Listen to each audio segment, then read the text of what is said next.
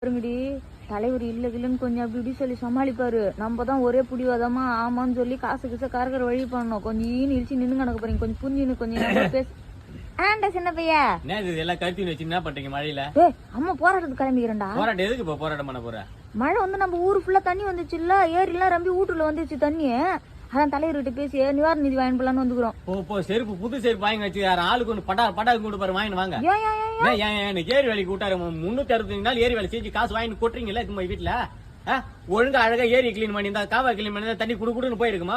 உட்காந்து ஊருக்கு அதை பேசி நீ அவளை வச்சுக்கிறா அவ இவ்வளவு வச்சுக்கிறான் நான் இவனை வச்சுக்கிறேன் அவனை வச்சுக்கிற பேசி ஊருக்கு அதை பேசி ஊரே நாசம் பண்ணி 4 குடும்பம் தைச்சு ஏத்துட்டீங்க. இப்ப உட்காந்து தலைவருக்கு போக பேசினீங்களா? நான் விசாரிச்சு பார்த்து அக்கம் பக்கம் ஊர்லாம் அங்கெல்லாம் ஒரு போட்டு தண்ணி கூட நிக்கல. நம்ம ஊர்ல தான் ஏரி வேலையே செஞ்சாங்க. நீங்க அந்த வேலையை செஞ்சீங்க. கோல் முட்டி வேலையை செஞ்சுட்டு இப்ப உட்காந்து தலைவருக்கு காப்படிக்க பாக்குறீங்களா? ட்ரெஸ் பாரு நல்லா சிங்கி சிங்கி சிங்கி. இது எங்க கோட் ட்ரெஸ்.